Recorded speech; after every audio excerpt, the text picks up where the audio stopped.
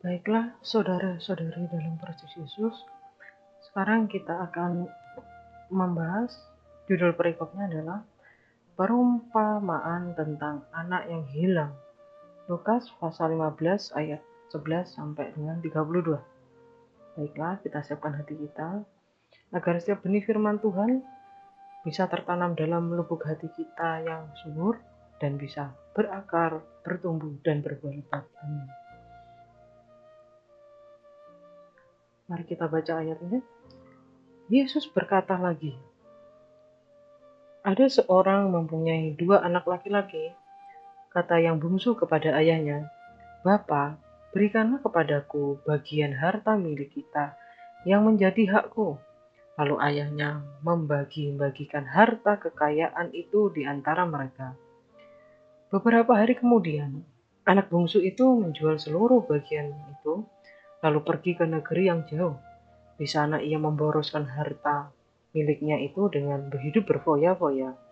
Setelah dihabiskannya semuanya, timbullah bencana kelaparan di dalam negeri itu, dan ia pun mulai melarat. Lalu ia pergi dan bekerja pada seorang majikan di negeri itu. Orang itu menyuruhnya ke ladang untuk menjaga babinya. Dalam perumpamaan ini, Tuhan mengajarkan kita bahwa hidup dalam dosa dan mementingkan diri sendiri merupakan pemisahan dari kasih, persekutuan, dan kekuasaan Allah. Orang berdosa atau orang yang mundur dari iman adalah seperti anak bungsu yang dengan memburu kesenangan dosa, memboroskan karunia-karunia jasmani, mental, dan rohani yang diberikan oleh Allah. Hal ini menghasilkan kekecewaan dan kesedihan.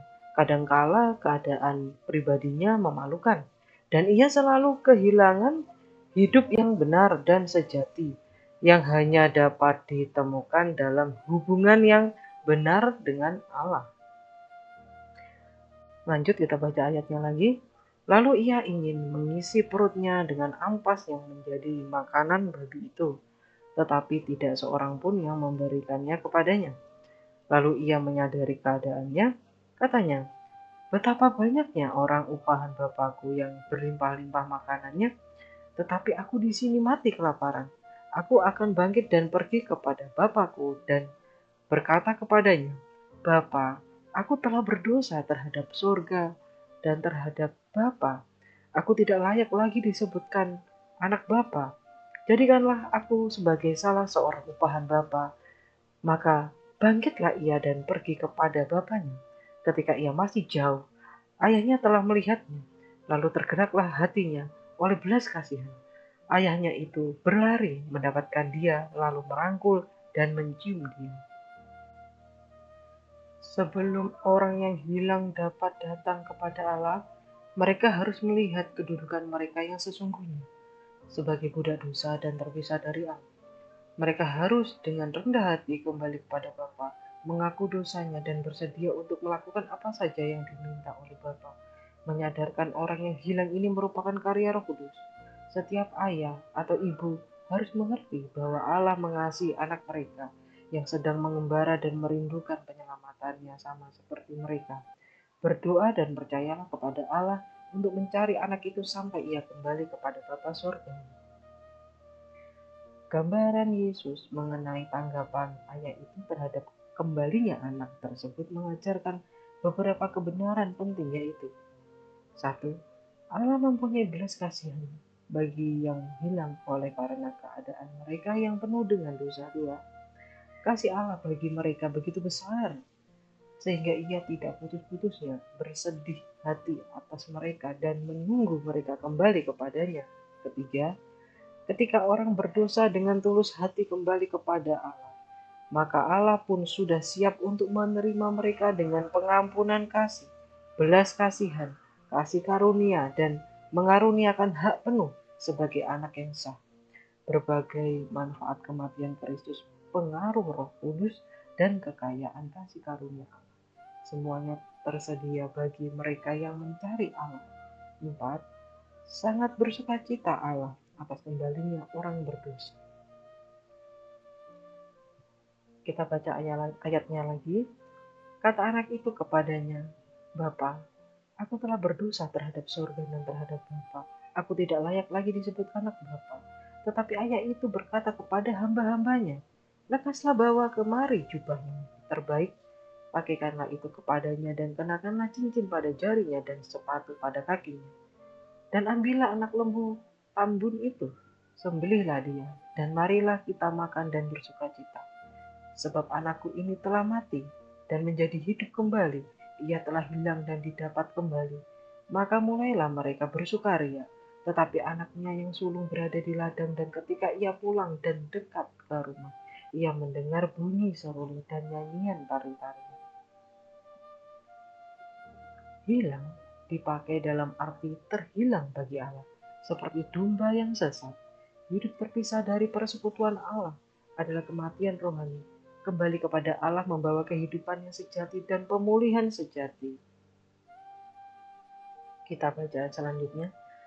Lalu ia memanggil salah seorang hamba dan bertanya kepadanya, "Apa arti semuanya itu?" Jawab hamba itu, "Adikmu telah kembali dan ayahmu telah menyembelih anak lembu tambun. Karena ia mendapatnya kembali dengan sehat, maka marahlah anak sulung itu dan ia tidak mau masuk. Lalu ayahnya keluar dan berbicara dengan dia. Tetapi ia menjawab ayahnya, katanya, 'Telah bertahun-tahun aku melayani Bapa dan belum pernah aku melanggar perintah Bapa. Tetapi kepadaku belum pernah Bapa memberikan seekor anak kambing untuk bersukacita dengan sahabat-sahabatku. Tetapi baru saja datang anak bapa yang telah memboroskan harta kekayaan bapa bersama-sama dengan pelacur-pelacur. Maka bapa menyembelih anak lembu tambun itu untuk dia." Kata ayahnya kepadanya, "Anakku, engkau selalu bersama-sama dengan aku dan segala kepunyaanku adalah kepunyaanmu. Kita patut bersukacita dan bergembira karena adikmu telah mati dan menjadi hidup kembali. Ia telah hilang dan didapat kembali." Anak sulung itu melambangkan orang yang memiliki suatu bentuk agama dan kelihatannya secara lahiriah menaati perintah Allah. Tetapi hati mereka terpisah dari dia dan tujuannya bagi kerajaan itu. Marilah kita bersama-sama belajar untuk taat dan setia kepada Tuhan dan hidup menuruti semua perintahnya dalam kekudusan. Kita juga menyembahnya dalam roh dan kebenaran yang kudus. Kita harus menjaga iman kita selamanya agar kita beroleh kerajaan surga.